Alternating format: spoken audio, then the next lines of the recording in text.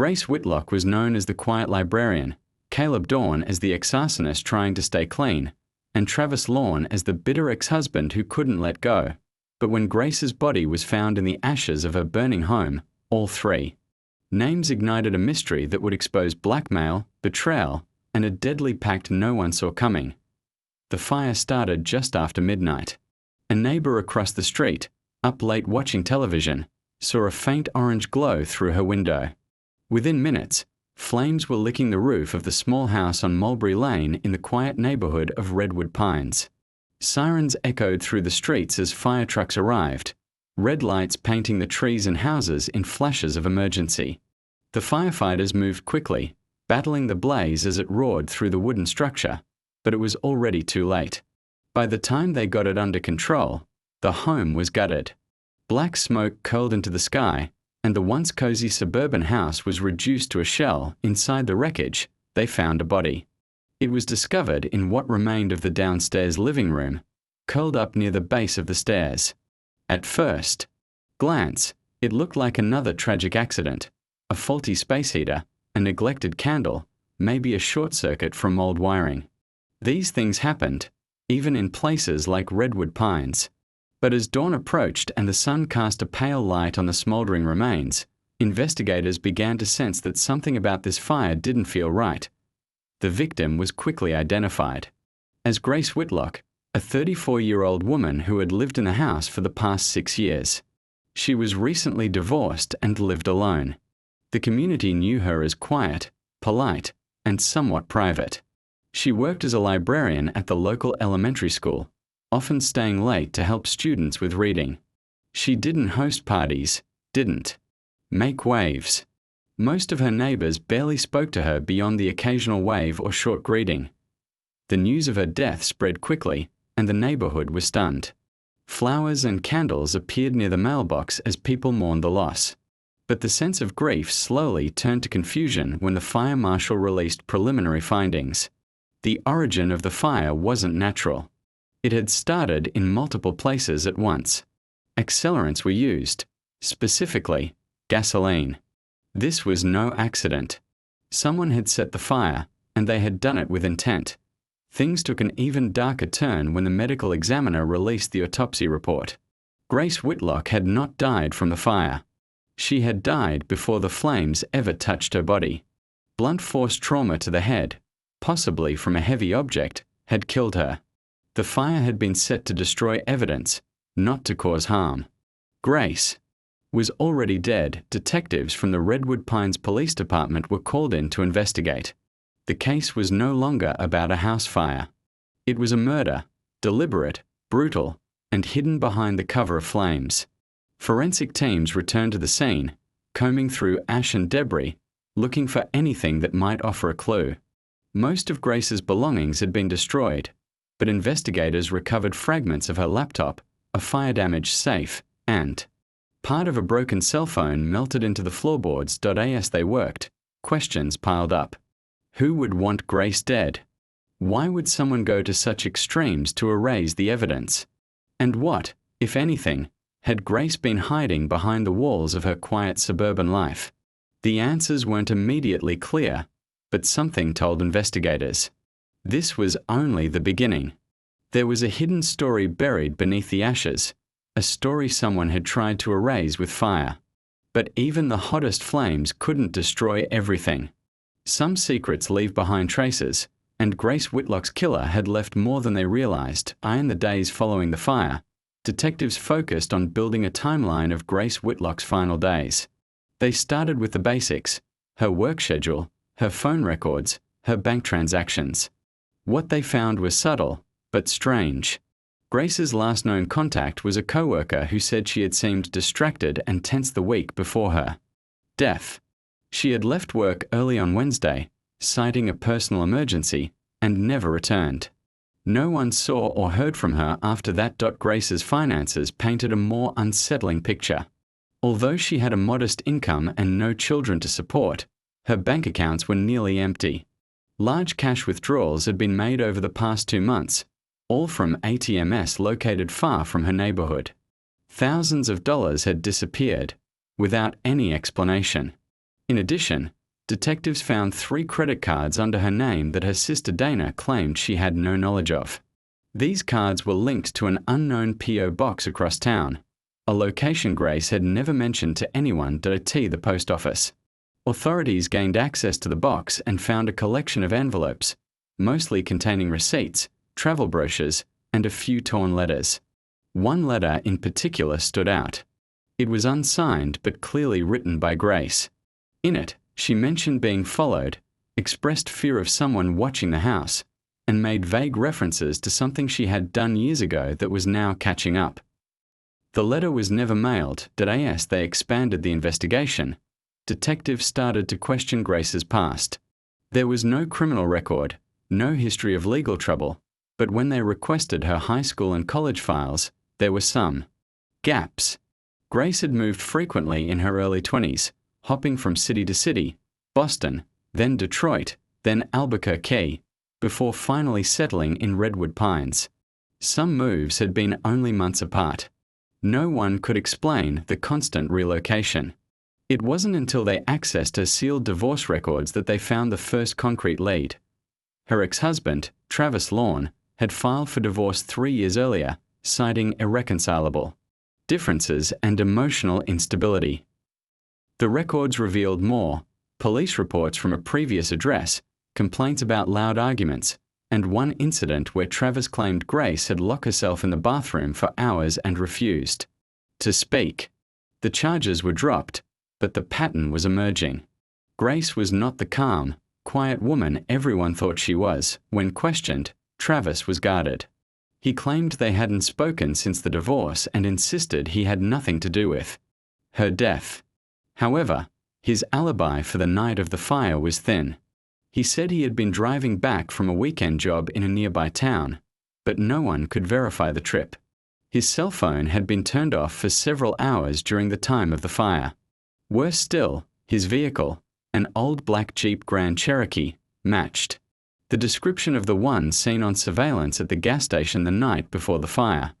Investigators were also puzzled by the recently purchased life insurance policy under Grace's name.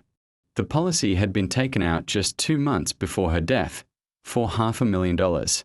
The listed beneficiary was her sister, Dana, whom Grace hadn't seen in years. Dana was living in Arizona and appeared genuinely confused when contacted. She said she had no idea about the insurance and hadn't spoken to Grace in nearly a decade.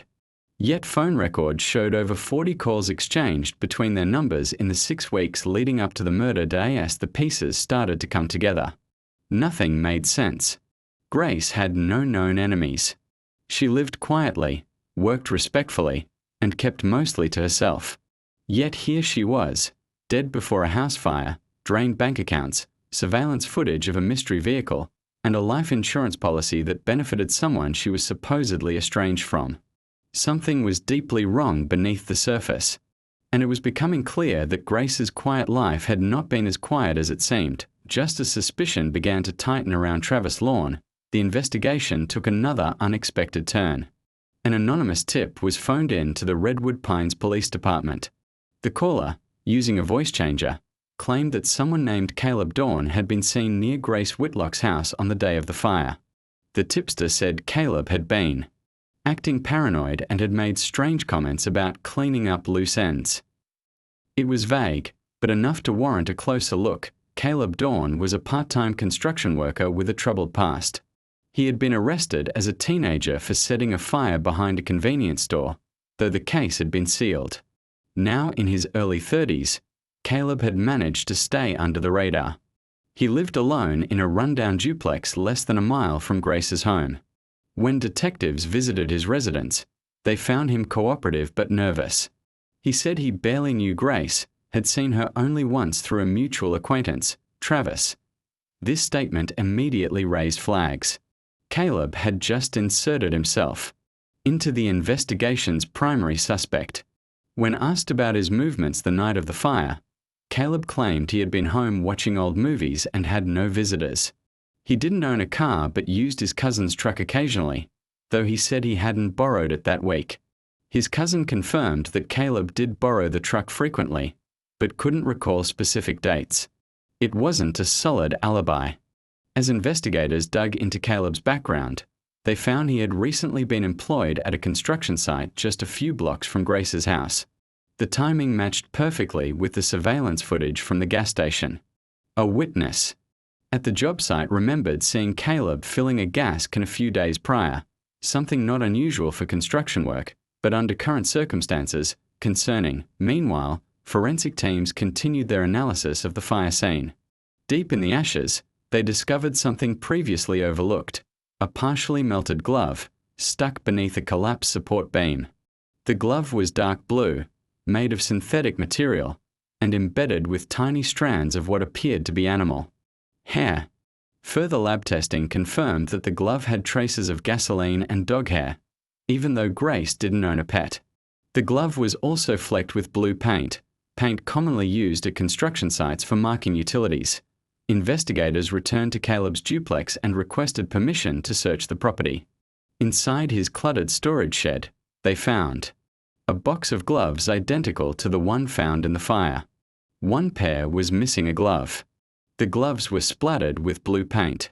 Even more incriminating, they found a red gas can tucked behind a pile of unused wood panels. Though empty, it reeked of old gasoline. The pattern of discovery was becoming clearer. Caleb had access to everything used in the crime, and the circumstantial evidence was piling up fast. But the most damning discovery came from digital forensics. Grace's half-burned laptop had been partially restored, revealing traces of a messaging app hidden behind encrypted folders. It wasn't one she had used for work or casual communication. The recovered messages showed a months-long thread between Grace and someone using the alias Wolf42. The messages were cryptic, filled with tension, and increasingly hostile.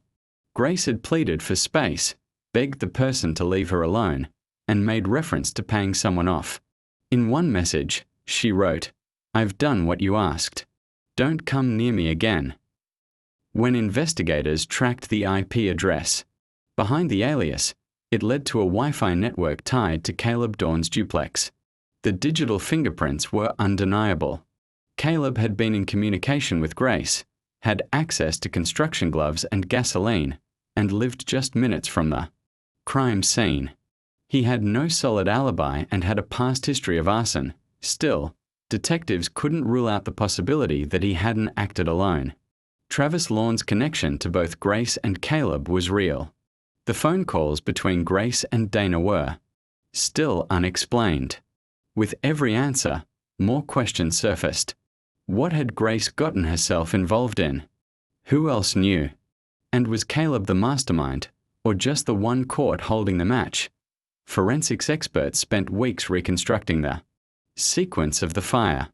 Burn patterns revealed a disturbing level of planning. The flames had originated in 3 separate areas of the house: the living room, the back hallway, and near the kitchen, suggesting an orchestrated attempt to ensure the structure was fully destroyed. Accelerant residue confirmed the use of gasoline in each location, with traces leading back toward the rear entrance. It was a deliberate arson, not the work of someone panicking in the heat of the moment. Whoever had done this had come prepared. Alongside the melted glove already recovered, a second glove fragment was uncovered near what used to be the back door. Analysis of the fabric matched the same brand found in Caleb Dawn's shed. But there was something else: small specks of red paint mixed with the blue, and embedded in one of the seams was a broken fiber strand, later identified as part of a nylon leash. Investigators had assumed the dog hair found earlier was accidental, but the leash implied an animal had been present. Grace didn't own a dog, and neither did Caleb. With this new evidence, detectives revisited surveillance footage in the neighborhood, including doorbell cams and commercial security systems.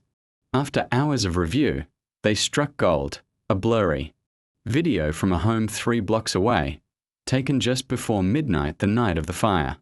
It captured a man walking briskly, holding what looked like a gas can in one hand and a leash in the other. The dog was dark and medium-sized, difficult to identify in the grainy footage, but its presence confirmed the trail. The video quality was too poor for a definitive ID, but the man's stride and build roughly matched both Caleb Dawn and Travis. Lawn. Adding to the confusion, a Jeep Grand Cherokee was seen driving slowly past the same house 15 minutes later. While investigators tried to match the vehicle to Travis's, further analysis showed one key detail: the passenger side mirror had a distinctive crack. Caleb didn't own a car, but his cousin's truck, which he often borrowed, had a cracked passenger mirror. The case, once centered on one suspect, was now circling back to both. Meanwhile, digital forensics recovered the full chat logs from Grace's laptop. The alias Wolf42 had sent dozens of threatening messages in the weeks before her death. Some were chillingly specific: "Don't think changing your number protects you," and "Burn it all or I will."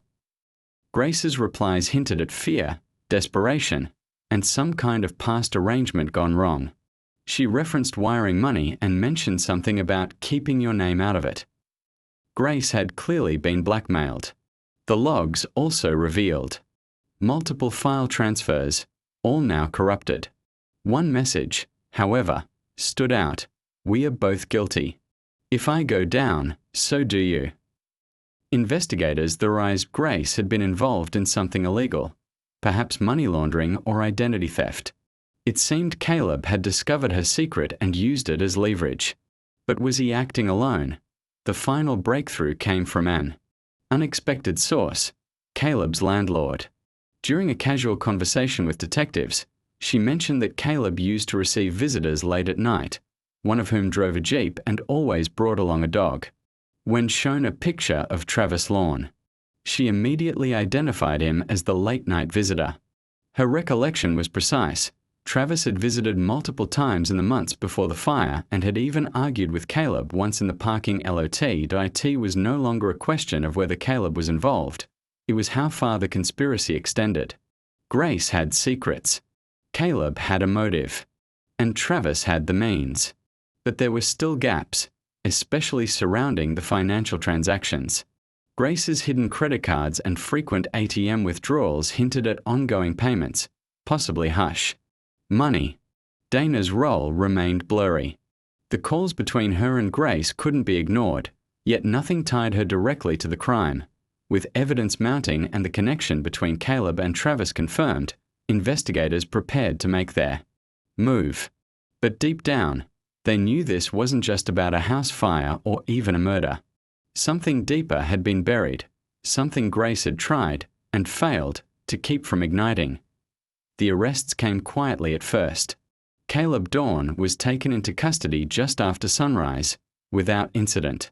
He had been under surveillance for several days, and by the time officers knocked on his door, he seemed almost resigned. Travis Lawn, on the other hand, tried to run. When police arrived at his apartment, he slipped out the back and disappeared into the woods behind the complex. He was found hours later, hiding under a collapsed wooden shed, his clothes soaked with dew and his hands shaking. The dog was with him, tied to a tree nearby, barking non-stop. During interrogation, Caleb cracked within hours. He admitted to being at Grace's house the night she died, but claimed he never intended to kill her. According to his version, Grace had been sending him money in exchange for his silence. He had stumbled across files on her laptop during a brief friendship a year earlier and discovered she had been involved in financial fraud during her early 20s, something that could have landed her in prison if exposed. He used it to extort her, asking for monthly payments.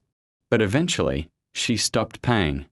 He said Travis was the one who pushed things further. After Caleb confided in him about Grace's history, Travis suggested using the information as leverage. Caleb believed Travis had his own motivations: rage from their failed marriage, jealousy, perhaps even a desire for revenge. The two began working together, but their alliance was built on mistrust. Caleb claimed that Travis had been the one to suggest the fire, saying it would wipe the slate clean. Travis told a different story. He said Caleb manipulated him from the start. He admitted visiting Grace on multiple occasions, trying to talk sense into her, but insisted he never laid a hand on her. He painted Caleb as unstable, angry, and obsessed with control. When asked about the gasoline and the surveillance footage, Travis faltered. He couldn't explain the cracked mirror on his cousin's truck or why his dog had been seen near the crime scene. The forensic evidence filled in the blanks neither man could clearly answer. Traces of both their DNA were found on the melted glove. The gas can in Caleb's shed had fingerprints from Travis on the handle. More damning was a deleted audio file recovered from Caleb's phone, a recording of a conversation between the two men. In it, they discussed finishing it, and one of them said, "Once it's gone, she can't talk. We walk away clean." The voice was unmistakably Caleb's. The other voice matched Travis's, yet, even with both men in custody, the case wasn't fully closed. There was still the matter of the money. Over $30,000 had vanished from Grace's accounts in the 3 months before her death. None of it was found in Caleb's or Travis's possessions. Detectives followed the trail and discovered a series of wire transfers to an account in Arizona, an account under a fake name, but linked to Dana Whitlock's address. When questioned again, Dana's tone changed. She admitted that Grace had contacted her months earlier, asking for help moving money discreetly. She said she didn't know it was criminal and believed her sister was just trying to escape debt or a bad relationship. Dana insisted she had nothing to do with the murder, and had never even met Caleb or spoken to Travis. There wasn't enough evidence to charge her, but suspicion lingered in the end. Both Caleb and Travis were charged with conspiracy to commit murder, arson, and extortion. Caleb took a plea deal and received 35 years in prison. Travis went to trial and was convicted on all counts, sentenced to life without parole. The dog was rehomed. Grace Whitlock's story became a symbol of how secrets, no matter how deeply buried, eventually burn their way to the surface. She wasn't just a victim of blackmail or manipulation. She was caught in a chain of decisions, some her own, that ended in fire. Whether she deserved redemption or justice, she never got to decide. Someone else made that choice for her, and in the end, she was thrown to the flames.